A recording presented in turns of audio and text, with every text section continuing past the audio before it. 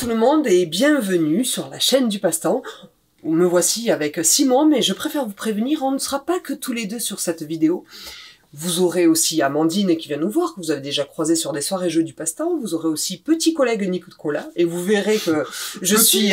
Il rentre pas dans le cadre, le mec, on a direct, il met le truc. Vous l'avez vu aussi sur une des vidéos du Passe-Temps où on jouait à Lucky Numbers, notamment. Et bon, pas ce soir, mais parfois vous verrez notre nouveau collègue Thomas.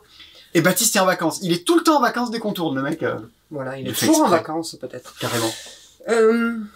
Mais vous avez remarqué, on est déjà en février. On n'a fait aucune vidéo en janvier. Et oui, on est déjà en février. Et on vous a manqué, paraît-il. Et quand c'est qu'il y a la prochaine vidéo? Alors, il y a eu le mois de décembre, c'est Noël, tout ça, on est un peu occupé. Et puis, les sorties, il n'y avait pas tant de choses enchanteresses. Il y avait plein de trucs pas ouf. Et du coup, plutôt que faire... Enfin, on va pas faire du remplissage. Non. De toute façon, on ferait des vidéos en disant... Ah, ça se verrait, puis c'est pas le but en plus. Donc non, il vaut mieux tourner peu et tourner bien. Vous verrez, la sélection, elle est petite, mais elle va être intense. On va commencer avec des jeux d'ambiance et puis on va grimper au fur et à mesure avec des règles un peu plus étoffées. On va vous parler de différentes choses. On a ouvert une chaîne secondaire où vous voyez les petits replays de Twitch et les petites bêtises. On a plein de projets pour 2021. Simon, il croule sous le boulot, regardez un petit peu ces cernes-là. Non mais c'est cool, c'est du boulot dans le monde du jeu, ça va, c'est cool. Et est-ce que j'ai oublié de dire quelque chose? Je crois que j'ai fait le tour. Et le tapis est vert. Baptiste nous a dit tournez pas avec ça, c'est moche. Et on tourne quand même avec un tapis vert. C'est notre collection, c'est notre couleur préférée dans les jeux. Mais ouais. On se dispute toujours le vert, Simon et moi. Et si on parlait de jeu maintenant? Allez, c'est parti. C'est parti. Mesdames et messieurs, Amandine vous présente Crime Zoom. C'est la première fois que tu présentes un jeu dans la vidéo. C'est ce que j'allais dire, ouais, c'est la première fois, donc un petit stress. Oh, regardez, elle stresse. Non, ça va. Nous, on se marre parce je suis bien entourée, ça va. On se met pas la pression, je crois. Nous, on débarque. Ah ouais, c'était cool, il se passe ça. Mais je comprends. Tu nous expliques Ouais, je vous parle aujourd'hui de Crime Zoom, une petite série de petits jeux d'enquête. Le premier est sorti l'an dernier, je sais plus exactement quand. On avait hésité à vous en parler parce qu'on avait trouvé ça très chouette. Et puis finalement, voilà, c'était un énième petit jeu d'enquête qui marchait très bien. On s'était dit que... Voilà. Ouais, en fait, quand on a tout joué au second, on a dit, bon allez, là il faut en parler, on est sûr que c'est cool et que ça tient la route, quoi. C'est ça. Le second, du coup, c'est celui-ci. Le Crime Zoom, un écrivain mortel, qui est en fait un hommage à Agatha Christie. C'est très chouette, c'est très très bien écrit. Vous voyez, là en fait, Crime Zoom, comment ça marche? C'est toujours des petites scènes. Donc c'est des cartes qui représentent des scènes. Et on va pouvoir observer toutes les cartes et décider de quelle piste on suit. Ah ouais, toi tu les observes toutes, quoi. Si tu perds des points, tu les observes toutes, quand même. Non, tu les observes le recto. Ah, tu peux toutes les observer, mais vous le ferez pas. Non, tu observes le dessus de la carte. Là, on dirait qu'il y a du sang sur le parapluie. Est-ce que je vais pas aller retourner le parapluie? Mais c'est peut-être une fausse piste. Allez savoir. Et au fur et à mesure, t'apprends des trucs. C'est ça. Et tu vas rebondir, tu vas te dire, ah ben j'ai découvert que si ça, ben du coup j'ai envie d'aller voir là. Voilà, ça fonctionne très bien. Celui-ci est particulièrement bien écrit, l'histoire est vraiment top. Ça change du premier où c'était une seule grande carte qu'il y avait.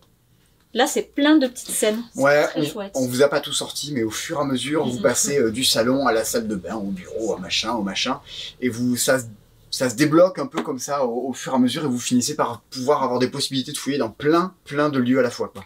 Et ce qui est vraiment très chouette, c'est qu'on l'a pas tous réussi, n'est-ce pas? Ah, ça va. Attends, tu l'as réussi, toi? Moi, j'ai réussi. Ah, merde. Moi, j'ai voulu avoir un bon score, j'ai pas voulu suivre les bonnes pistes, toutes les pistes, et voilà. Mais nous, c'est ouf, on l'a fait. On retourne, on fait ça, machin. Ça, c'est vaguement cohérent, mais on verra dans la solution. De toute façon, on est juste. Et à la fin, on se rend compte que toutes les cartes qu'on n'a pas vues, c'est toutes celles qu'il fallait aller voir, quoi. T'es non! Et souvent, en fait, toutes les pistes sont super cohérentes. Tout peut marcher, tout peut être juste, et il va y avoir le petit truc qui fait que c'est cette piste-là qui est bonne. Et ce petit truc, c'est faut le trouver en fait. Ouais, c'est comme dans Columbo, c'est la preuve. Il faut trouver la bonne preuve, non, tout ça c'est Hercule Poirot, c'est Agatha Christie. Parce que de toute façon, vous l'avez raté, mais à la fin, il y a un petit prologue. Il y a tous les personnages, vous les réunissez tous et tout ça. Oui, c'est un petit côté, la fin des enquêtes d'Agatha Christie, la fin était extraordinaire. Je me suis planté, mais je me suis trop éclaté, quoi. C'est ça. De toute façon, ça vient pas de nulle part. Stéphane Unkill, c'est un mec qui a fait des scénarios pour Sherlock Holmes, Détective Conseil, qui a fait des scénarios pour Chronicle of Crime. Donc là, on est en terrain conquis. Et puis les deux qui viennent juste d'arriver, auxquels on n'a pas eu le temps de jouer. Un avec de l'épilation masculine, et l'autre Ça, C'est ce qui ça a on dit marqué. pas trop, hein. Oui. Mais jamais personne n'aura dans un magasin disant, vous auriez un jeu sur l'épilation masculine. Eh ben, ça Ah arrivera demain, si vous passez Et là, au passage, Eh ouais, demandez. si vous venez au magasin, demandez-nous des jeux sur l'épilation masculine. Ouais. Vas-y, c'est dans On vous trouvera ça. venez test. Et celui-ci, du coup, Rachel, est-ce que tu peux nous dire ta théorie sur ce petit Et crayon? oui, je suis sûre que c'est le pigeon. Le pigeon, il est pas là pour rien. Je suis sûre qu'il a fait tomber un vase qui a assassiné la personne qui est morte, c'est sûr. Pour parler du jeu suivant, on a eu un problème, un dilemme. Maintenant qu'on est 4, eh bien on se bat un peu pour qui va parler de quel jeu. Et le jeu suivant, on l'a tous tellement kiffé que personne ne veut laisser sa place. Alors nous on a fait les crevards avec Rachel, on a joué notre autorité phallocratique et voilà, tout ça, machin. On a joué l'âge. Ouais, on a joué l'âge, boum, on y est. Restait une place entre ces deux-là pour parler du jeu suivant. Et pour se départager, vu qu'on est joueur, quoi de mieux qu'un jeu de Bruno Feduti, un jeu débile édité par Blue Orange. Nous allons jouer à Maracas, dans ce Maracas. Nicolas, Amandine, j'ai mis des petites gemmes à l'intérieur. Je vais secouer. La personne qui parlera de lueur avec nous et la personne qui trouvera combien il y a de petites gemmes dans ce Maracas. Vous êtes prêts à écouter bien? Mhm. Go. Votez à 3 avec vos mains. La personne la plus proche a gagné. 3, 2, 1, votez. 5, 6. Il y en a 3. Nicolas, tu vas pouvoir parler de lueur avec nous. Notre gros coup de cœur de ce début d'année pour faire créer tout le monde, c'est Lueur. C'est un jeu de Cédric Chaboussi, donc on connaît pour avoir fait Lewis et Clark, T42, Aide-moi à en trouver un autre. Allez, chaman, tiens. Ah oui, Shaman, sorti tout récemment, il travaille beaucoup dit en ce moment. Et avec des illustrations de Ben Basso et de Vincent Dutré. Et d'ailleurs, à ce propos, j'aimerais bien trouver un carnet d'auteur, parce que Vincent Dutré, c'est pas du tout son graphisme habituel. D'habitude, c'est orange et bleu, Vincent Dutré. Voilà, et c'est du travail à l'ancienne, retravaillé ensuite à la tablette, mais voilà. Pourquoi Lueur, c'est extrêmement bien, c'est que c'est plusieurs jeux en un. On est dans un monde plongé dans l'obscurité et on va incarner des aventuriers. Ces aventuriers, ils vont devoir trouver des éclats de lumière et pour les aider dans leur quête, ils vont devoir recruter des compagnons. Vous allez vous enfoncer dans la forêt, je retourne pas le plateau, mais vous pouvez jouer sur un plateau alternatif dans lequel vous allez prendre vos petits bateaux et vous allez vous déplacer à travers différentes îles et vous allez essayer de trouver des éclats de lumière. Ça n'a rien de coopératif, hein. Votre aventurier devra trouver plus d'éclats de lumière que les autres joueurs. Ah, Oui, vas-y, tu ça galères part. derrière, reste-y, quoi. Votre aventurier, il va partir avec un certain nombre de dés. Alors le petit renard, là, dans l'exemple, il part avec 3 gros dés. Attends, mais il a plus de dés que les autres, lui. Ouais. Oui, mais il n'a pas de capacité spéciale. Ouais, c'est ça. C'est ça. Parce Mais que il a vous voyez, plus de dés. Il a plus de dés, lui part avec 3.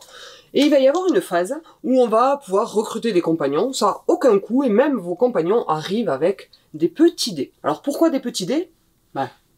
Dans ce jeu, tout est génial, parce que ces dés, vous les perdez à la fin du tour. Et au moins, c'est facile de dire, ah, tu gardes tes 3 gros dés rouges, et je te reprends tous tes petits dés, puisqu'on va les relancer pour que la phase de recrutement soit intéressante. Ouais, les gros dés, on les a tout le temps, les petits, on les a que au moment du compagnon. Et donc, du coup, au début du tour, selon comment on a acheté les dés, comment on les a placés, vous avez même des compagnons qui n'ont pas de dés. Mais, ils ont Des petits pas. Je trouve que tu le dis vachement bien. Petit pas, petit pas, petit pas. Voilà. C'est ça.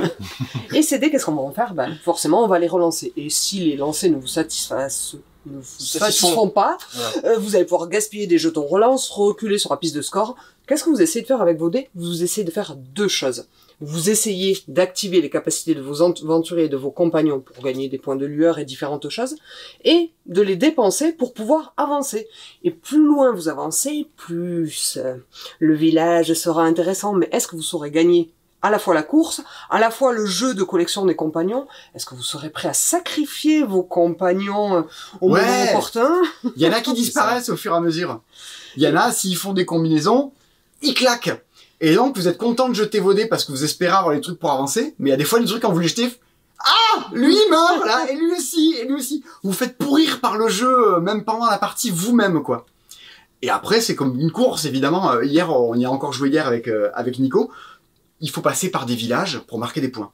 Mais toi, t'as voulu prendre plein de raccourcis et jusqu'à la fin du jeu, l'avant-dernier tour, t'étais toujours pas passé dans un village. Voilà, je suis passé par aucun village, sauf le dernier. C'est faisable, j'avais même Ouais, pas ouais, vu. ouais. Ah, Oui, oui, oui. Ouais, Et nous, on était là, vas-y, galère avec tes dés, faut pas que t'aies ce que tu veux, faut que tu fasses rien de tout ça de la partie, quoi. C'est ça, et c'est pas si évident que ça. Non, non. Donc il y a plein de moyens, on peut, comme tu as dit, on peut avancer avec les dés, en plus des compétences, et on peut avancer avec les petits pas qu'on gagne de différentes façons aussi, donc ça permet d'éviter le hasard des dés. Et moi, il y a un truc que je trouve trop bien, les pouvoirs des personnages sont tout simples. Ouais. Ils sont immédiats. Et c'est pas un jeu dans lequel ils ont mis 25 effets spéciaux. Si vous avez joué à Nise avec Lear l'an dernier, ça vous donnera un peu le même effet. Des cartes spéciales dans le jeu, des personnages il y en a très peu. Il y en a 3, je crois. 4, ouais. Et leur pouvoir, généralement, c'est d'aller pourrir les autres. Donc ça, c'est encore... Fun, ouais. C'est encore Avec, plus chouette. Vous mettez des dés noirs chez les autres qui leur font perdre des trucs. Donc Donc en petit plus, sortilège. ouais. Mmh. vous êtes embêté vous-même par vos propres jets de dés. Il y a les autres qui vont venir, qui vont également venir vous embêter là-dedans. Ça se joue de 2 à 4. Oui. Nous, on y a toujours joué à 3 ou 4. Je pense qu'à 2, ça tient carrément la route aussi, quoi. Et une partie, c'est... vous avez mis combien de temps, vous? Nous, on a mis 45 minutes, mais c'est ça Ouais. que j'ai aimé dans On ce fait jeu-là, pareil aussi, ouais. hein. C'est que c'est très très dynamique. En fait, les règles du jeu te le disent pas, mais les personnages spéciaux, je les ai racontés quand on les a découverts. Et on joue tous en simultané, une fois qu'on a Tout le recruté temps, nos ouais. compagnons, vous lancez vos dés dans votre coin, et ensuite il y a quand même le moment où on veut gagner la course, et on regarde quand même, mais qu'est-ce que t'es en train de faire? Oh, t'es déjà là? Tu campes pas? Non, c'est très très chouette. C'est de la course, c'est des embûches, il y a pas de temps mort, il y a plein de trucs cool. Et puis, il y a un truc dont on n'a pas parlé, et dont on tenait à absolument ne pas parler, Parce que ça se voit. parce que c'est pas la peine, et en fait, on n'aime pas le jeu. Enfin, c'est con à dire, Oui. on n'aime pas le jeu juste pour ça, et on voulait pas que ça... Mais C'est très joli. Je m'en vais. L'apparition d'Amandine. Ouais, ça C'est tabasse. Ça tabasse, clairement, ouais. Bon, vous verrez, on va toujours faire des inserts pour vous montrer les illustrations. C'est ce que vous verrez en premier, et c'est sans doute ce qui vous donnera envie d'acheter le jeu.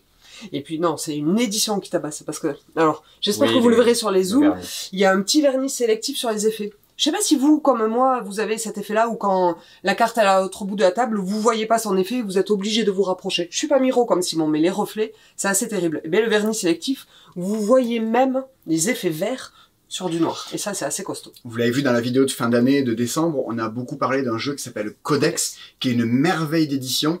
C'est du part aussi le fait que les autres éditeurs sortent très peu de jeux, mais les boss à mort pour que ce soit canon. Et Lueur, c'est du travail éditorial, c'est la Rolls, quoi. Et donc ouais, vous pouvez y aller. En termes de gameplay, ça tabasse. Ouais, on va arrêter de charger la mule. Mais vraiment, nous, c'est un truc... on aura bientôt, je sais pas quand, un jour, sur les boîtes, il y aura un logo. Vas-y, le passe-temps, ils ont kiffé dans leur vidéo. Peut-être pas celle-là ou l'autre, mais voilà, ça c'est le truc. Allez-y, vas-y, on engage notre honneur.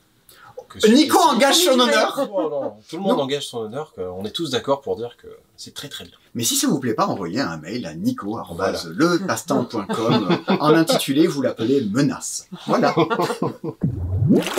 On a reçu ça il y a pas très longtemps. Maman Rachel y a joué, est venue me voir et elle m'a dit « Amandine, il faut que tu joues à ça, tu vas adorer. Tu me diras ce que t'en penses, mais je pense que tu vas aimer. » Je l'ai pris chez moi, j'ai joué toute seule. Je suis pas fan de jouer en solo, mais ça, j'ai adoré.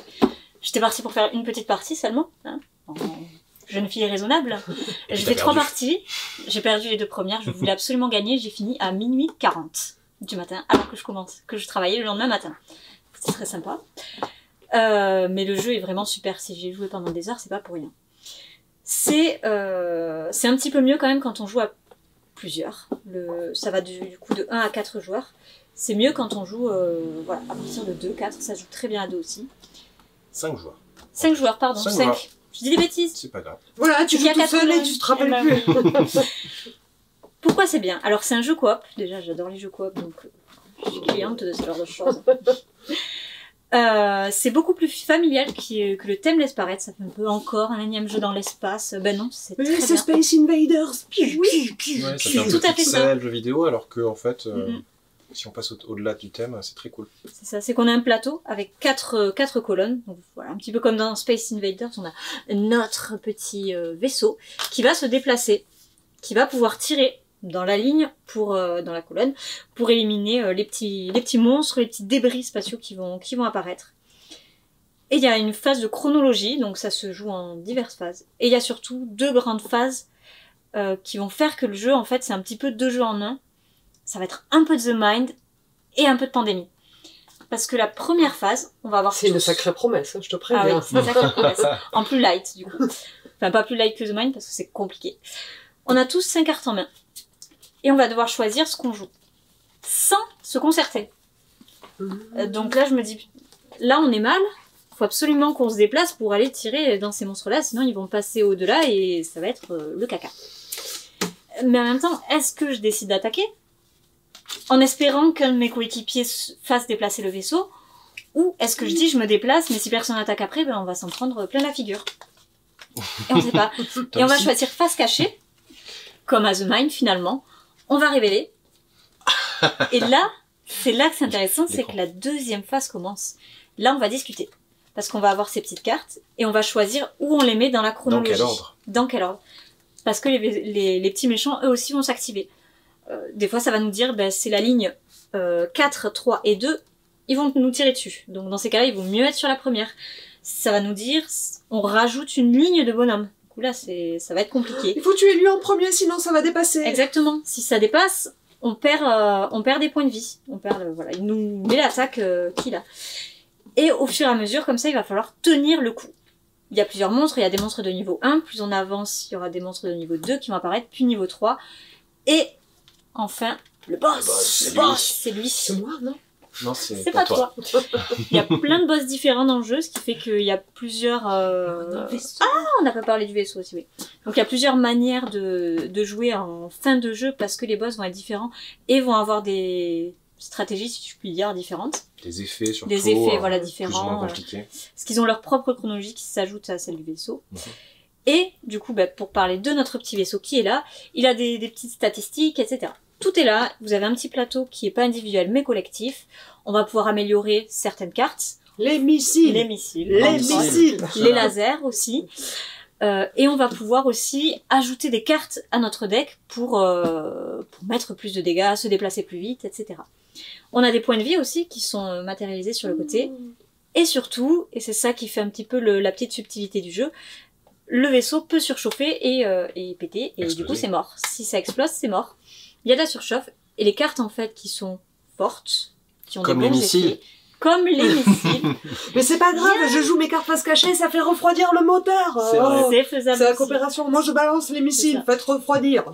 Et en fait, voilà, il y a plein de manières de faire. On va communiquer, enfin, la phase de communication, ça va vraiment être là que je retrouve un peu le côté pandémie. On va se dire, bah attends, fais ça ou plutôt ça. Si on fait ça dans Si ce on se sens-là, déplace parce avant, que si ouais, on tire après, si on soigne avant, c'est toute une... ouais.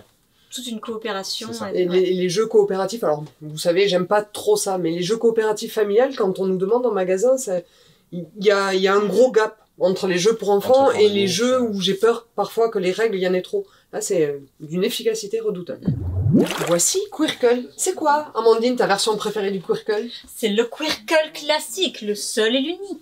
Moi, je préfère la version cube. Au moins, on peut relancer nos dés et essayer de faire ce qui est intéressant. Et puis surtout, on a l'information des autres joueurs. Et toi? Non, moi, c'est le nouveau, c'est le Quirkle Cart, qui est arrivé il y a quelques semaines. Et c'est vraiment la nouvelle version du Quirkle, version Rami. Donc, on fait des combinaisons, on va attendre de poser pour faire des combinaisons de même couleur et essayer de faire des Quirkle, donc d'avoir la dernière carte de chaque combinaison, pour faire des points. Un point! Voilà, comme vient de faire Rachel ici.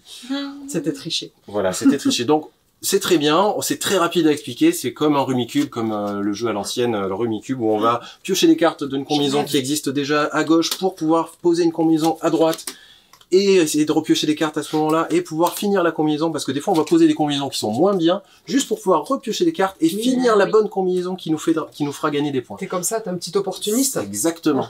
C'est un jeu d'opportuniste, c'est un jeu de patience aussi, on peut Ouais. dire. Ah, c'est un jeu... De comptage, moi je compte, moi. Tu comptes les points des adversaires, d'accord.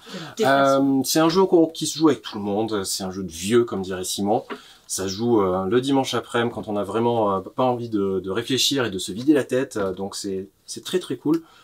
Le petit plus pour les daltoniens ou ceux qui ont des déficiences visuelles diverses, il y a les petits symboles sur chaque carte Couleur, qui permettent de reconnaître les symboles et les couleurs surtout. Les couleurs, Les ouais. couleurs, voilà. Même moi, j'ai du mal à distinguer le bleu du violet. Oui, voilà. ils sont très proches là pour le coup. C'est ça.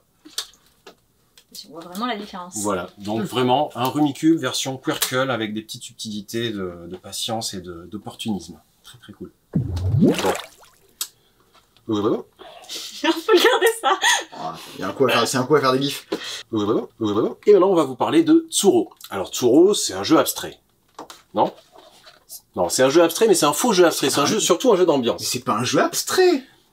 Ah ouais? Un petit peu quand même, parce que bon... C'est on a un des- jeu de labyrinthe. Je sais pas, moi, les labyrinthes, ça me semble jamais abstrait. Parce il y a du labyrinthe, quoi. Je sais pas, on se rajoute des chemins, c'est quand même... On fait bouger des pierres qui ressemblent à des dragons. Bon, ça fait très jeu abstrait, mais pourtant, c'est un jeu où on va bien se marrer, où on va bien se faire des sales coups. Ah oui, c'est c'est l'ambiance. c'est un vrai jeu. jeu d'ambiance, si, si. C'est un jeu d'enfoiré. Ah, c'est un jeu de tactique et d'enfoiré. Voilà. Ouais, tactique en forêt, Allez, un peu c'est ça. bon? On est d'accord?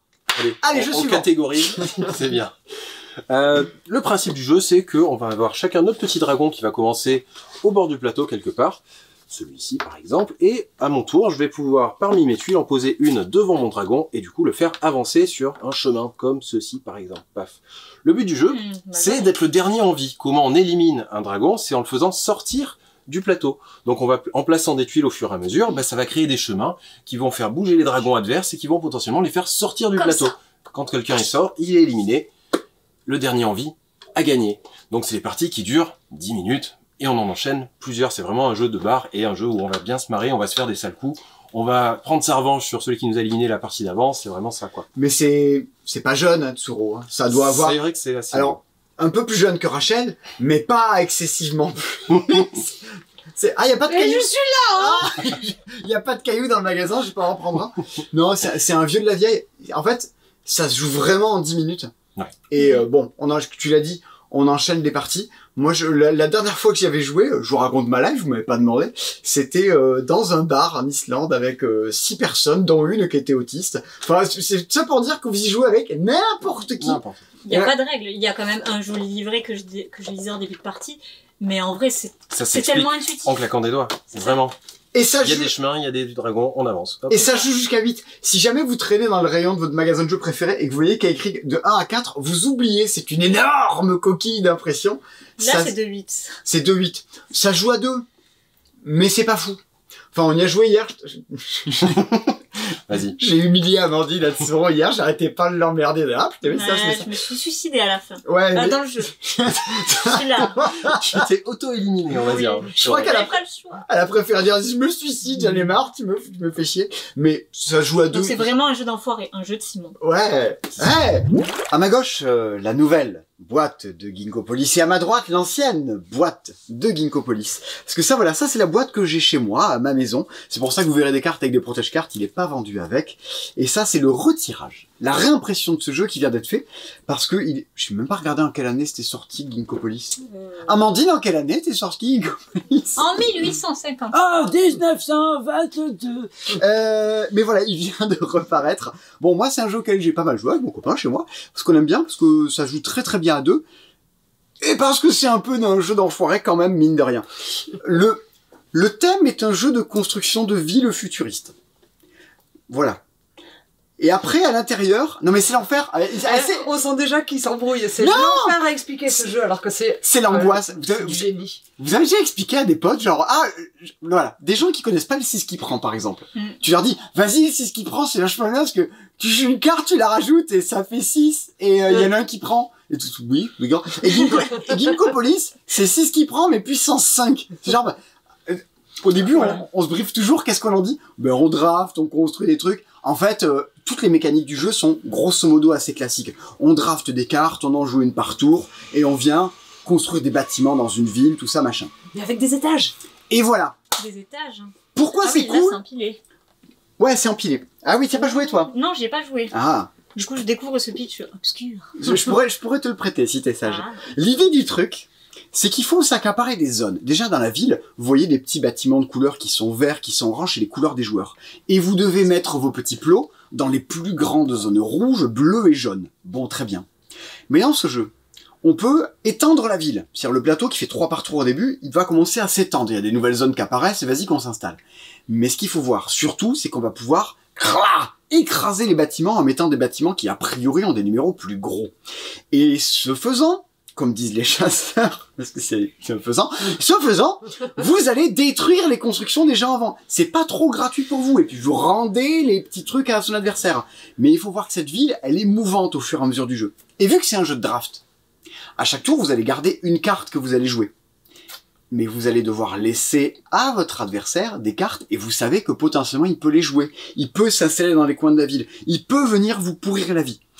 Voilà, ça se joue pas qu'à 2, hein. Ça se joue à 3, 4, il y a un mode solo. C'est solo. pour ça qu'il y a des paravents. Pour pas que tu vois les tuiles que j'ai gardées, où c'est que je peux construire. Je vois pas combien Rachel a encore d'habitants. Moi, j'appelle ça des habitants, les petits bonhommes. Je vois pas encore combien Rachel, quel bâtiment elle a, ou est-ce qu'elle a du jaune, du rouge.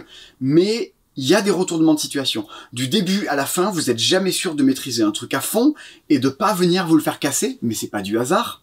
C'est de la maîtrise sur le jeu, des trucs qu'on a planqués un peu. On a des ouvriers au départ qui donnent des petites capacités spéciales qu'on n'a pas à chaque partie. Il y a un mode solo qui est... Non, pas fou, pas fou. Qui est pas fou. Mais ils ont peut-être refait. Je suis sûr que la communauté, elle est passée par là. Elle en a refait un. Il est assez facile à battre, le mode solo. Ah, ok. Ah oui, tu joues contre quelqu'un. Voilà. Alors que mon mari, il est un peu plus difficile à battre que le mode solo. Juste un petit peu. Ouais, juste un petit peu. Il va être content. Prends ça en vidéo.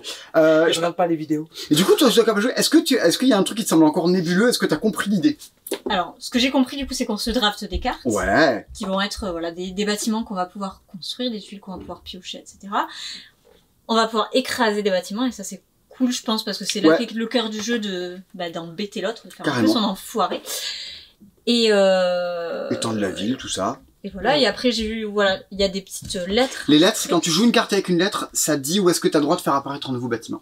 D'accord, donc si j'ai une carte avec K, je suis obligée de décaler le K et de poser ma petite tuile. Exactement. C'est comme ça que la ville s'étend, alphabétiquement. Et en plus, bon, et je vous passe, hein, le fait que vous jouez des cartes, si elles ont la même couleur, ça fait des combos entre elles. Vous l'avez vu dans plein de jeux. Mais oui, ouais, non mais il y a plein de trucs, et c'est fou. Et je veux dire, c'est du draft, du combo, du positionnement, mais non. C'est du tableau building. C'est une construction de ville où on se pourrit un peu les uns les autres avec un thème futuriste et qui se joue très bien à deux. Mesdames et messieurs, c'était Ginkgopolis de Xavier Georges, édité par Pearl Games. Moi, je voulais vous parler absolument de My City. My City is Toulouse. Non, elle est nulle. C'est nul. My City de Rainer Knizia, que vous connaissez, Schotten Totten, Picomino. C'est... Mais et quoi d'autre? Et 500 ou 600 jeux. Voilà. Moi j'aime bien Pingouin de Rainer Knizia. Bon, on s'en fout. C'est un jeu qui a été nommé au Spiel, alors que c'est Pictures qui l'a gagné, mais il était dans les 3 nommés. Et ouais, c'est le prix le plus important dans le monde du jeu. Et ils disent tous, voilà, on le donnera à un de ces 3-là. Et voilà, c'est Pictures qui a fini par l'avoir. Et on en entendait parler depuis un moment. De My City. Oui, de My City. Et on se disait, ça a l'air, voilà, c'est clivant, on va voir, on va y jouer. Et je tiens à m'excuser auprès de My City. J'étais la première à cracher dans la soupe. Ouais, carrément. Oui. Je joue les 3 premières parties parce que vous allez vite comprendre, c'est un jeu Legacy compétitif dans lequel vous allez ouvrir 8 enveloppes et dans chaque enveloppe il y a 3 chapitres. J'ai fait les 3 premiers chapitres en mode un peu à l'arrache, en famille. Et je suis rentré au magasin, j'ai dit, bof. Mais c'est fou parce que moi, j'ai fait les 3 premiers chapitres avec l'ami Paul Savat. Et ben, au contraire, moi j'ai fait, ouais, grave cool, en fait. Ouais, mais je sais pas pourquoi je passais à côté. Peut-être la fatigue. Toi, Nico, tu as pas joué Moi, encore. j'ai pas joué encore. Ah là là. Tu vas découvrir. Si c'était cool ou pas. L'avenir t'appartient, Nicolas. Mais voilà, folle que je suis, j'ai quand même voulu faire la totalité de la campagne. Et on s'est lancé en une journée et je suis arrivé au bout de l'enveloppe 6 et je reviens sur mes propos. Ce jeu est génial. Ce jeu est un legacy. Familial, c'est-à-dire très accessible. Comment ça se passe ? Comme dans Karuba ou tous les jeux de loto que Simon et moi on aime bien. Ah ouais, on a un biais. Moi j'adore les jeux de loto où on pioche. Et maintenant, le tirage sera... le thé jaune. Oh non, je le voulais pas, non. Bouleg. Tous les joueurs vont devoir venir le mettre sur leur plateau. Et vous allez essayer de ne pas recouvrir vos petits arbres, essayer de recouvrir vos cailloux en commençant par vous placer au bord de la rivière. C'est tout simple. Mais... Et au fur et à mesure, vas-y qu'on remplit la ville. Et maintenant. Oui, mais la première partie, c'est assez facile. Il y a un vainqueur. Le vainqueur prend un handicap. Vas-y Simon, t'as gagné, colle de cailloux. Et je rappelle, les cailloux, ça fait perdre des points. Nico, t'as gagné, colle des petits arbres. Mais je ne vous en dirai pas plus. Ouais, très rapidement, les premières parties, le jeu va vous demander d'avoir de l'asymétrie. Si vous gagnez, vous serez pourri, et vous serez pourri pendant plusieurs parties d'affilée, quoi. Donc, malheur aux gagnants à ce jeu. Et c'est là où c'est un des premiers trucs malins du jeu. Et il va y avoir des nouveaux aspects mécaniques, parce que il y a des couleurs de bâtiments, il va y avoir des nouveaux bâtiments avec des différentes choses, et vous allez devoir vous réinventer. Alors, étrangement, on se réinvente à chaque enveloppe. Il y a un gros déclic, et vous devrez vous réinventer. Tu réfléchissais comme ça, maintenant, tu vas prendre le risque de faire des trous, parce qu'il va y avoir autre chose à aller chercher. Encore mieux, il y a des points de victoire généraux sur le plateau. Et des fois, vous allez perdre volontairement des parties parce que vous voulez gagner la campagne. Parce qu'un Machikoro Legacy, on l'a terminé avec Simon, mais on sait pas qui a gagné. Il a décrété qu'il avait gagné, mais il y a rien qui dit que c'est lui qui a gagné. Mais surtout si vous y jouez, les parties sont super rapides. Une partie, vu qu'on joue en simultané, c'est super rythmé, vas-y que ça avance, on n'a pas le temps de s'ennuyer. C'est 15-20 minutes, ouais, je dirais. Oui. 20 minutes, parce qu'on se prend un peu la tête quand même de ça. La première enveloppe, elle est volontairement fade. Elle est là pour que vous ayez le système de jeu et pour que quelqu'un qui gagne quand même pas mal, qui réfléchit bien, se fasse déjà pourrir par le jeu. Le jeu, il est dedans. Il est dans la suite. Et surtout, c'est, je pense que t'allais en parler, c'est pas un truc qui est mort une fois que vous avez fait la campagne. C'est pas un truc qui est mort quand vous avez fini la campagne. Une fois que vous avez joué, il faut avoir joué au moins jusqu'à l'enveloppe 4-5. Vous pouvez jouer en mode éternel avec un plateau de jeu alternatif qui est au dos. Et si vous jouez à deux, et en ce moment on joue beaucoup à deux, vous pouvez même faire la campagne 2 fois, puisque vous avez 4 plateaux à votre disposition. Mais vraiment, je vous le conseille. En fait, il y a eu le sel des jeux Legacy. Je suis en pleine campagne de Pandemic Legacy, et il y a ce petit moment où une petite subtilité mécanique va forcer la totalité de l'équipe à se reconditionner, à repenser l'ensemble. Sauf que là, ça va être compétitif. Et vraiment, c'est... Voilà, et on relie les points de règle. Ah, mais qu'est-ce qui se passe? Il y a tout ce qui fait la perfectitude d'un jeu Legacy, je vous le conseille, du grand Rainer Knizia. Bon allez, on continue avec les gros jeux, avec les rééditions, avec un truc qui, moi, c'est très très haut dans le panthéon de mon cœur. C'est Race Force Galaxy. RFTG. RFTG. Ou Race. Ou Pour les intimes. Ruftug. Pour les gens qui... Bon, bref. Bon, c'est méga bien. On en a déjà parlé sur la chaîne. Moi, j'en ai parlé dans la vidéo des jeux que je préfère pour jouer à 2. On en reparlera sur la chaîne. Il y a une vidéo qui arrive entièrement dédiée à Race Force Galaxy. Déconnez pas, allez la voir, il y a 2 jours de tournage et tout. Un jour, elle sera publiée. Vas-y. Ça serait cool un jour d'avoir une vidéo de jeux de société dans les tendances du YouTube, là, au lieu de toutes ces merdes. Un jour, je ferai un appel, genre, allez la voir dès qu'elle sort et tout, et on essaierait de faire du buzz et de faire un peu parler de nous, les joueurs de jeux de société. Race Force Galaxy, c'est une tuerie. Bam! Dès que ça sort ce truc-là, c'est dans le top 100 de BGG. Il y a tous les gens qui jouent à des jeux depuis un peu avant 2010, qui regardent cette vidéo, connaissent tous Race Force Galaxy, c'est obligé, c'est une tuerie. Et ça vient d'être republié. C'était avant chez Istari, c'est passé chez Matago. Tu as déjà joué? Oui. Tu as déjà joué? Oui. Oui. Tu t'en rappelles? Non. Pouh! Moi aussi, mais je veux y jouer plus souvent, je veux encore changer de mari. Alors, Rachel veut changer de mari. Une annonce à passer, Nico? Ouais, moi je veux bien avoir Une dame? Une femme, voilà. C'est fait. L'instant matrimonial. Race, putain, je pensais pas qu'il y aurait ça un jour dans une vidéo sur Race Force Galaxy. Pourquoi? C'est méga bien. C'est un jeu de cartes, un jeu de développement. Vous développez une sorte de colonie intergalactique avec des cartes. Le cœur du jeu, pour ceux qui ont déjà joué à Puerto Rico, il est dans le fait que on a tous des actions dans la main. Tous en même temps, on en joue une. Enfin, on en révèle une. Et on va faire l'action de Rachel, Nico la fera aussi. Puis on fera l'action de Nico, Rachel la fera aussi, cette action-là. Vous allez choisir un truc qui vous arrange et un truc qui n'arrange pas l'autre. Ces actions, c'est piocher, c'est construire des planètes, c'est construire des machines, et c'est leur faire fabriquer des ressources ou les transformer en points, en cartes, machin. Voilà. Donc c'est construire ou faire des points. Mais toutes les cartes que vous allez jouer vont améliorer vos actions. Et vos actions qui, quand vous les jouez de base, elles sont toutes simples, elles vont commencer à monter en puissance au fur et à mesure que vous construisez des trucs dans votre jeu. Et c'est un bijou. L'an dernier, l'as d'or des jeux experts, c'était c'était Res Arcana. Je crois que t'avais bugué. Non, je bug sur jeu expert, je déteste ce terme. C'est Tom Lehman, l'auteur de Res Arcana. Et sans doute bien un bon nombre d'entre vous ont joué à Res Arcana. Eh ben, si vous saviez que c'est le même auteur et que Race Force Galaxy, pour moi, hein, c'est un cran au-dessus. Alors, en termes de règles. Race Force Galaxy, vous ne comprendrez rien à ce que vous faites. Les cartes, on a l'impression que c'est un alphabet qui est écrit dessus. Oui. Elles ont leur propre langage. Et il faut comprendre l'écriture. Il y a un petit côté Pierre de Rosette. Que dit cette icône? Après, vous allez saigner du cerveau la première partie. Moi, j'ai mis 1 ou 2 parties à comprendre le truc. Par contre, après, vous parlez la langue. Et là, vous allez converser avec le jeu. C'est un monde de découverte, il y a un halo. Un monde de trouvailles. Ah, trouvaille, un monde de découverte. Ouais. Tu vois, je dis des bêtises. La première fois que vous verrez le diplomate dans votre vie, vous allez faire un diplomate. Il permet de... Il y a 2-3 cartes dans le jeu, mais très peu qui cassent le jeu et qui apportent de nouvelles mécaniques. C'est un bijou, c'est un chef-d'œuvre. Je vous en bassine pas plus la tête que ça. Allez-y. Il n'a qu'un défaut. Le défaut... Il est cher. Bam! Un point pour Rachel. Bravo. Ok, on est bien obligé de vous dire que c'est un peu cher, Resource Galaxy. Ouais. Mais franchement, c'est trop cool. C'est quoi le jeu auquel t'as le plus joué à 2, Nico? Seven Wonders Duel. Très Ok, clairement. très clairement. Rachel, Pareil. tu aurais dit quoi? Pareil. Ouais. Moi, ça se joue entre Shoten et Race, je pense. Et Dominion. Non, vraiment, non. Shoten et Race. Il n'y a pas photo. Allez-y, sur recommandation personnelle approuvée, et puis allez traîner sur Internet, vous verrez, monument. Bon. Ben, nous, on travaille dans un magasin de jeux.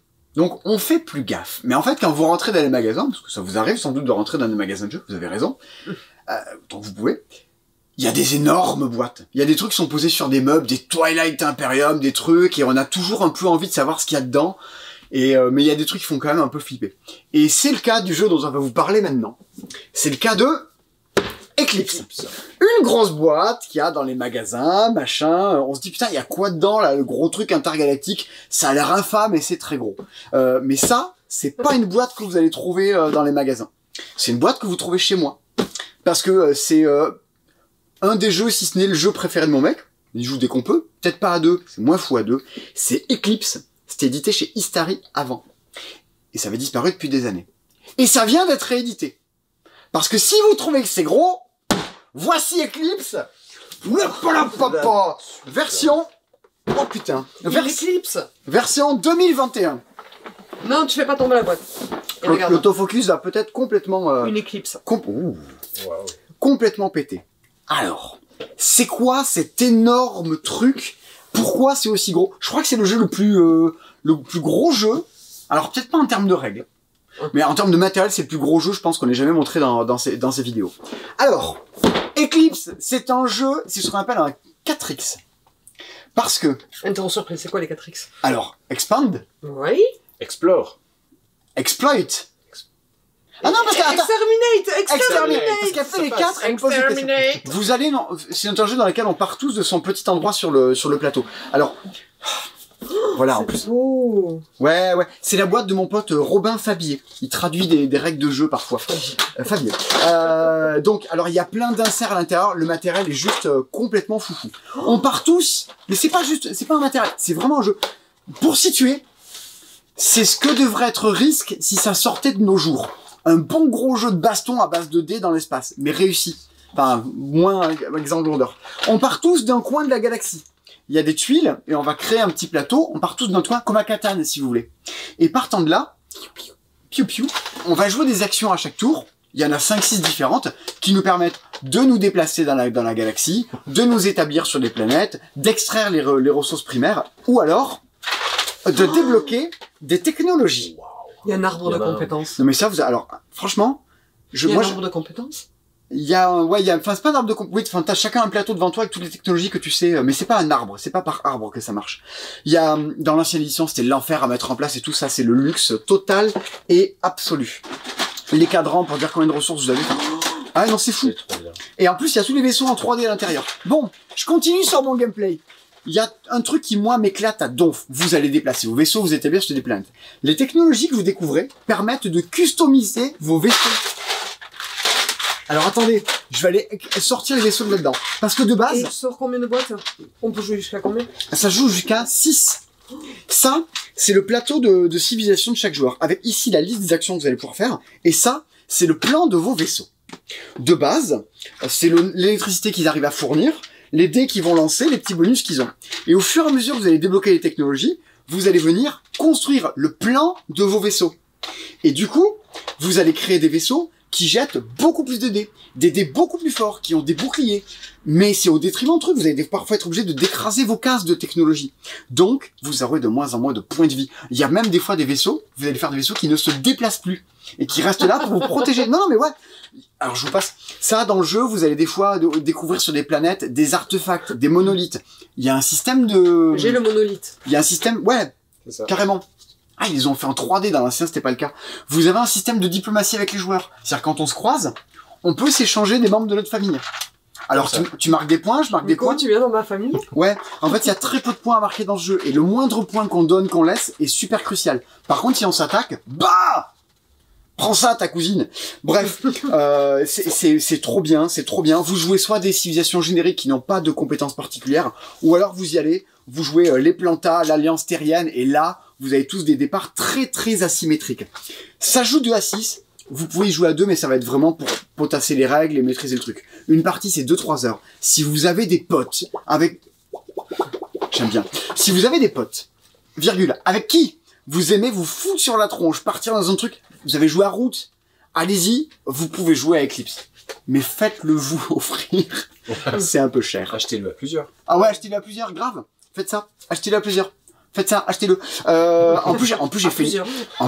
Faut que je vous raconte, j'ai fait une grosse connerie. Oui. Ils sont C'est tous... moi ça y est, qui tu veux vas raconter. Ils sont... elle m'a dit, je te balance, sinon si tu dis pas, je fais un bruit fou. Ça... Ouais. Alors, moi, je savais que c'était le jeu préféré de son chéri. Et c'est le premier à râler. Saisissez toutes vos commandes dans l'informatique. Comment on en garde trace après? Il a la commerciale au téléphone. Ah, on peut avoir des éclipses. Vas-y, mets-moi en temps. Simon. J'en ai pris plein, j'adore ce jeu. Et je reçois la facture. 160 balles, écoute. Oh merde. Bref, voilà. Si vous voulez aider une petite entreprise, là, qui... Si vous voulez que Simon ne se fasse pas virer ou ne démissionne pas de lui-même. Oh putain. C'est pas Nico qui gère les stocks dans ce magasin? Les stocks, mais pas les commandes. Non merde. Putain, j'essaie de te proposer des responsabilités. De toute façon, en plus, c'est même pas encore sorti, ça sort qu'en mars. C'est une avant-première qu'on a et on a beau en avoir beaucoup trop, on pourra pas en avoir beaucoup plus. Bref, Il faut que tu rachètes un nouveau modèle. bah, c'est ce que m'a dit Hugo. Hmm. Il m'a dit, on serait bien qu'on ait de nouveau. Bref, vraiment, si vous voulez, alors il faut aimer le dé, il faut aimer le hasard, mais allez-y, on se poutre, c'est fun et c'est stratégique derrière, sans être lourdingue. 3 heures de temps devant vous, des potes, des bières. Eclipse! Allez, on arrive au moment de la repêche. Ça fait quelques trucs. C'est là où on met les jeux qui vraiment font pas exactement consensus dans l'équipe. Il y en a qui disent oui, il y en a qui disent non, il y en a qui disent... Il y en a qui disent, tu me fais un café? Bon, mais ça a pas de rapport avec exactement la chasse aux chaussettes. Parce que le jeu qui divise un peu, c'est la chasse aux chaussettes. Mais, je vous rassure, il y a sans doute plus de positifs que de négatifs, mais c'est histoire de les souligner un peu au stabilo. Qu'est-ce que c'est la chasse aux chaussettes? Déjà, c'est un jeu, 2 chaussettes. et nous, on kiffe le jeu. Regardez ce qu'on a eu à Noël. Tiens. Ha! On a eu... Ah non! C'est le mauvais côté! Je me suis trompé de pied! Allez, Toi, t'as le bon allez, pied! oui. On a eu des chaussettes du passe-temps. C'est la classe. Trop la classe!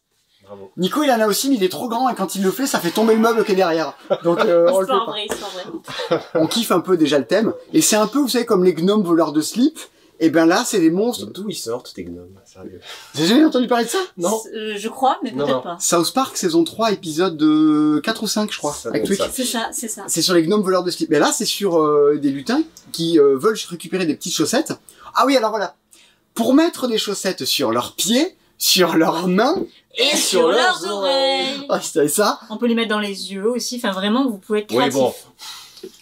Soyez créatifs. On va se déplacer sur un plateau. C'est un jeu de mémoire. Je me déplace de 1, 2 ou 3 cases et je vais regarder la case sur laquelle je suis arrivé. Mon but dans la vie, c'est de tomber sur les endroits dans lesquels ils peuvent être cachés à ma couleur. Je suis marron, je vais tomber sur les objets marrons. Je suis blanc, je vais tomber sur les objets blancs. Et puis quand je me déplace, je vois que l'autre est tombé sur du marron, sur du blanc, je vais y aller. Mais tant qu'il est sur la case, je peux pas y aller. Et tant qu'il y a un monstre sur la case, je peux pas y aller. Parce qu'une fois qu'on a bougé, nous, on déplace le monstre. Lui, il occupe des cases pour nous empêcher de récupérer ce qu'on veut. Et puis s'il arrive à côté de vous, il va vous chourer des chaussettes pour les mettre dans son antre. Et vas-y. Et il faut faire des paires. Voilà, C'est des ça. paires de chaussettes. Et en plus, ça c'est juste pour vous présenter la partie technique. On vous parle après de qu'est-ce qui nous va, qu'est-ce qui nous va pas. En plus, c'est un jeu évolutif. Vous allez à base de petits stickers, quand vous avez gagné, tout ça, mettre des petits autocollants de chaussettes à l'intérieur de la boîte, et je vous montrerai, mais on l'a déjà quand même pas mal ouvert. Sous la boîte, il y a une maison. On voit la cuisine, le garage, qui sont des trappes qu'on ouvre, et on débloque du contenu à l'intérieur, qui rend le jeu plus riche, plus compétitif. Bon, c'est toujours le problème des jeux Legacy, un peu, on peut pas expliquer ce qu'il y a à l'intérieur. Même si on ne détruit jamais rien, on spoile pas tellement tant que ça. Voilà l'idée. Un jeu compétitif de mémoire d'entourloupe à partir de 6 ans avec des chaussettes. Qu'est-ce qui vous a plu, qu'est-ce qui vous a pas plu? Moi je sais, mais je fais l'animateur, tout ça quoi. Alors je vais être le gentil flic. Moi je trouve que le matériel est très mignon. Les petits monstres qui se déplacent. Et quand on soulève, il y a un dé. Soit le monstre dort, soit le monstre est réveillé. Et ça va faire des petites choses différentes. S'il est réveillé, on va pouvoir attaquer quelqu'un. S'il dort, bah il dort, il fait rien. Mais et ça ouais, je voulais pas expliquer, mais quand on déplace le monstre, ça fait rouler le dé qui est à l'intérieur du monstre. Et ça, c'est un peu magique, on l'entend se déplacer et tout. Et ça, c'est un des trucs cool du jeu. Tout le thème, je suis d'accord avec toi. Et aussi, ce qui est bien, quand on dit jeu pour enfants, souvent les parents recherchent aussi un jeu un petit peu, entre guillemets, éducatif. On apprend toujours un peu quelque chose quand on joue. Et là... Je sais pas où je vais, on sait pas où elle va. On te regarde, on t'écoute. J'y vais. Ça apprend à gérer la frustration, parce que des fois c'est un peu frustrant, on se fait piquer les chaussettes. On a voulu faire une paire, et ben hop, t'avais presque une paire de jaunes, et ben je te pique le jaune, tu pourras pas l'avoir finalement ta paire. Plein de petites choses comme ça, et du coup c'est frustrant pour l'enfant. Et comparé à un Zombie Kids ou à un Onde d'un renard, etc., tous ces jeux coopératifs qui sont excellents, hein, bah là pour une fois il y a un jeu compétitif, Legacy, et c'est super cool. Oui, c'est vrai qu'il y a pas beaucoup. Le vent en poupe des jeux coopératifs, mais du coup, les enfants ne sont plus tellement habitués à gérer la frustration. C'est ça. Et là, ça va y aller. Hein. Vas-y que je t'occupe la case, que je te pique ton truc. Ça peut être un peu revanchard. Plein de chaos. Plein de chaos. Des fois, tu fais déplacer le monstre rose, tu l'as pas, et tu vas râler dans ce jeu-là. Mais du coup, ça a l'air cool. Mais alors pourquoi c'est négatif? Ben Je oui. vais faire le mauvais flic. Bah parce que on a dit que ça se hein. jouait avec des enfants, en effet, c'est à partir de 6 ans. Mais le thème, à partir de 6 ans, il peut paraître un petit peu enfantin, aussi quand on va passer à 7, 8 ans, etc. Les chaussettes, la chasse aux chaussettes, alors que Zombie Kids, on est sur du... Ah voilà, ça devait arriver en vidéo. La chasse aux chaussettes, oh les mecs, On l'a entendu. on l'a bien entendu. Alors que souvent, quand on parle de Legacy, justement, pour enfants, on parle de Zombie Kids, on parle de zombies, on parle d'un environnement dans l'école et tout ça. C'est quelque chose de plus familier pour les enfants, alors que là, on est sur de la chasse aux chaussettes. Ouais, c'est-à-dire que je pense que ça, quand on le montre au magasin aux gens, je pense Ça que va moins... si là, parler. on vous montre la boîte comme ça, vous vous dites, tiens, vous l'achetez pour un enfant de quel âge? C'est ça, 4, 5 ans. Et alors qu'en fait, c'est 6 ans, et je pense plus. que... Ouais, et plus. Voilà. Parce que mine de rien, il y a plein de petits trucs à gérer à l'intérieur. Plus les règles du Legacy, du jeu égoïstique qui vont se rajouter. Donc oui, il y a plein de choses à prendre en compte. C'est pas vraiment un reproche, Non. ça s'assimile, mais disons que on est obligé de mettre en avant le fait que dire, attention, c'est pas un jeu pour enfants de 6 ans. C'est à partir de 6 ans et encore, ça va monter plus haut au fur et à mesure. C'est ça.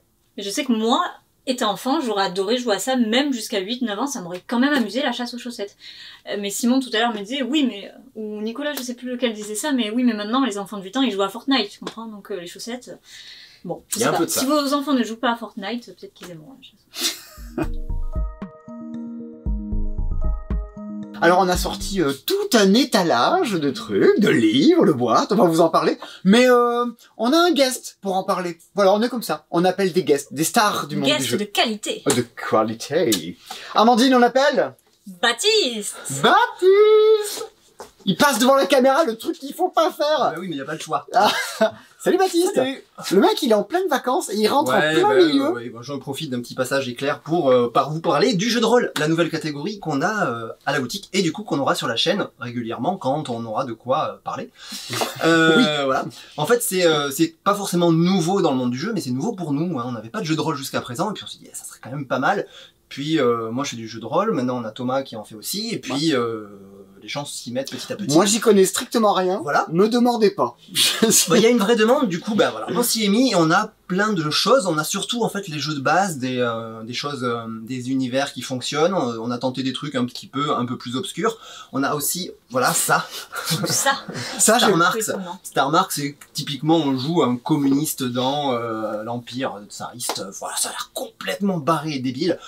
Mais surtout, on a aussi beaucoup de jeux d'initiation, des boîtes d'initiation, et ça c'est super que les éditeurs se mettent à faire ça, parce que le jeu de rôle, ça peut faire un peu peur en se disant, oh là là, le jeu de rôle, il faut acheter plein de bouquins, et ce qui est vrai, hein. Il faut acheter Ça plus. fait peur. Toi, tu as joué, toi, à Tales of Equestria, Non, Amandine j'ai pas joué, mais j'aimerais bien, je trouve ça très mignon. C'est Rachel qui y a C'est joué. Rachel qui a joué avec sa fille, ouais. Et toi, tu joues à quoi en ce moment? Et du coup, attends, mais je termine sur les jeux d'initiation, et du coup, ça permet de rentrer dans le monde du jeu, dans le jeu de rôle, avec juste une boîte où il y a tout à l'intérieur. Les fiches perso, les scénarios, les livres, les dés, les pions. Donc il y a tout, c'est tout en un. En fait, c'est vraiment un kit d'initiation dans plusieurs univers. Donc ça peut être très cool si vous avez un peu peur de vous lancer. Et principalement, moi, je voulais vous parler d'un jeu en particulier qui est trop peu connu, malheureusement. Enfin, je sais pas. Ah, mais Du moi, coup, moi, tu vois, c'est j'avais pas entendu clairement parler. mon jeu préféré de tous les temps, de tous les jeux auxquels j'ai pu jouer. Ah ouais? C'est Torg. Voilà. Alors, ça parle peut-être à personne. Mais plus qu'un jeu de société? Non, de jeux de rôle. Enfin, Ah, c'est d'accord. vraiment deux catégories de jeux assez différentes. Du coup, Le mec un peu raciste du jeu, tu dis, ah bon, tu trouves ça mieux? non, Torg, c'est un coup de cœur. Je l'avais découvert avec Richard. Salut Richard, si tu me regardes. Il y a des années. Et depuis, j'ai pas arrêté de le faire jouer. Et voilà. D'ailleurs, on y fait jouer sur Twitch tous les 2 jeudis. C'est compliqué à dire ça, tous les 15 jours. Jeudi, une fois toutes les 2 semaines. Voilà. Jeudi en 15. Toutes les 15 jours, en 15. voilà, avec Amandine, avec Thomas et avec d'autres personnes aussi du Discord. Donc c'est très cool. Alors Torg, qu'est-ce que c'est? En fait, Bah oui. c'est un multivers dans lequel ça se passe plus ou moins dans le monde réel, plus ou moins maintenant, dans lequel des parties du monde ont été envahies par des réalités envahissantes qui ont transformé la zone. Par exemple, en Niles, c'est-à-dire dans le Royaume-Uni, c'est un royaume médiéval fantastique qui est arrivé et qui a transformé le Royaume-Uni avec des elfes, des démons et des dragons et des nains.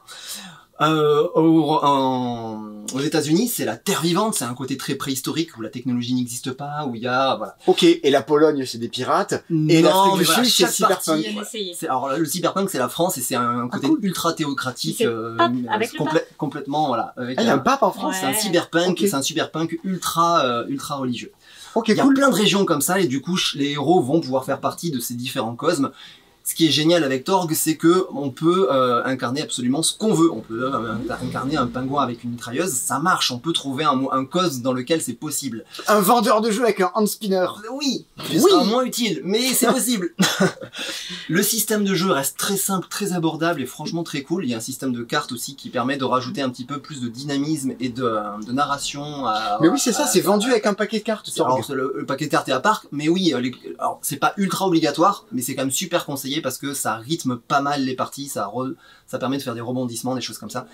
Ouais, vraiment c'est assez génial. C'est pour l'univers et pour le jeu, moi j'adore. Si vous passez en ville, venez, Ouais. on vous montre les bouquins. Ouais, carrément. Et surtout, je peux vous en parler avec. Et Avec mon dans, cœur. dans la description, et ta bouche, Ouais. et dans la description, il y a le lien vers la chaîne Twitch, où Voilà. vous verrez tout ça, les replays. Voilà, il y a les replays aussi sur la chaîne secondaire du coup, Oui. qui est lancée depuis pas longtemps, sur lequel en fait je remets toutes les parties des Twitch et de Torg. N'hésitez pas, si vous regardez, du coup, à dire à Baptiste qu'il a fait un super travail sur Roll20 parce que c'est lui qui a fait toutes les maps. Vous verrez Voilà. plein de maps, plein de trucs. Et... Voilà, Dites-lui qu'il a super. géré. Voilà, le jeu de rôle. Oh, la fin! On peut couper, on peut couper un voilà. Voilà. Je pensais que t'allais un peu Ah non, non. conclusion. Vous avez vu une sélection plutôt courte, mais plutôt intense, moi je trouve. Ouais, qui finit par Eclipse, on est sur une bonne Voilà. intensité, là, quand même. Une bonne intensité, mais une sélection courte en termes de titres. On a vu aussi les JDR avec Baptiste, c'est le moment où on rappelle que on pullule partout, dit. On est Ah, tu pullules! sur notre petit site internet, ou si vous avez aimé les jeux, vous pouvez nous les commander ou nous les précommander pour Lueur. Vous pouvez nous retrouver sur Facebook pour le live des nouveautés du jeudi. Qu'on a Facebook. maintenant mis sur la chaîne secondaire. Secondaire, où vous pouvez retrouver les replays du jeu de rôle avec Baptiste. Vous pouvez nous retrouver aussi sur Instagram, partout. Mais avant de vous continuer à vous dire abonnez-vous, likez, tout ça, on voulait faire une petite aparté sur un jeu. Qu'est-ce Un donc? petit jeu qui est alors pas très original parce que c'est un jeu de 7 familles. Puis Putain, ça si s'appelle- Si je pensais qu'un jour, dans nos vidéos des meilleurs jeux, là, où il y aurait un 7 familles, mais qu'est-ce qui se passe? Mais c'est un 7 familles un peu spécial. Déjà, ça s'appelle pas 7 familles, ça s'appelle 100 familles. Et en tant qu'amatrice de jeux de mots, j'aime beaucoup. Il y en a 100 familles, ça va pas Non, s'arrêter 100. de partir. Parce qu'on n'a pas de famille dans ce jeu. C'est pas la joie. C'est pas la joie du tout. C'est un jeu qui est important, qui soutient une belle cause. C'est un jeu qui est fait par une agence de com, Olicom, une agence toulousaine, et en partenariat surtout avec l'association Agir pour les animaux, qui est une association toulousaine de protection animale. Et du coup, il y a une grande partie des bénéfices qui est reversée directement à cette association. Et le jeu, c'est un jeu de cette famille, mais un petit peu spécial, parce que c'est des petits animaux.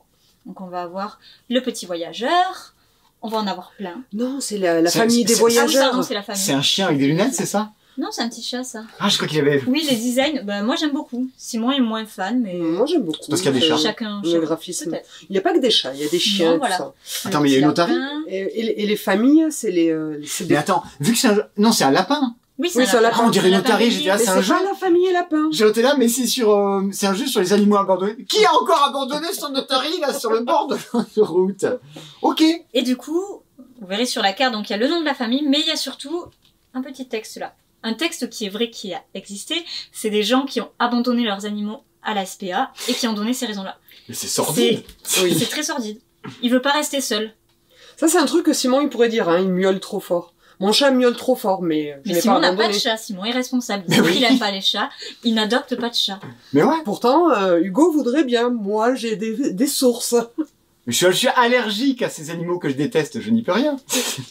Voilà, mais... C'est basé. C'est vraiment non, sur, non, mais c'est terrible.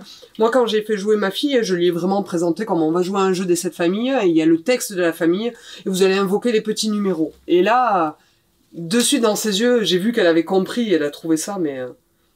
trop terrible. Et Bon, ça C'est dur, mais en sensibilise. fait, c'est vrai. Oui. C'est qu'il faut arrêter de se voiler la face et faut voir la vérité en face. Par exemple, la famille des sans cœurs, quelqu'un a dit, il a 9 ans, vous pouvez l'euthanasier? Mais c'est quoi comme animal, là? C'est un chien. Ah oui, non, 9 Mais ans, peu c'est pas... importe, peu importe. Oui. Bah si c'est, je sais pas, il y a des animaux qui vivent 2 ans, donc il a 9 ans, tu peux Oui. dire là, il est peut-être pas très en forme, tu vois. D'accord. Dans Ok. ces cas-là, ok, Ok, ça passe. Bon, c'est un jeu de cette famille, après, est-ce que tu l'as, tu pioches, machin C'est ça, c'est tout simple, c'est cette famille. Mais du coup, voilà, vous soutenez une cause en le prenant, vous soutenez une association toulousaine. Ouais, il y a toujours des débats. Est-ce que il y C'est avait 12 € en magasin. il y avait ça sur les foufounes aussi. Oui, C'était tout à fait. c'était est-ce que du coup, on veut bien soutenir le jeu mais le gameplay il y a pas de C'est un gameplay. memory. Il y avait des gros débats, le débat était à fond pour soutenir le jeu, enfin il y avait des Je suis sûr que t'as joué aux 7 familles quand t'étais petit. Je suis sûr que t'étais addict. Ah ouais, j'aimais bien cette famille moi. Bon, Mais moi aussi j'aimais jouer et j'aime toujours jouer.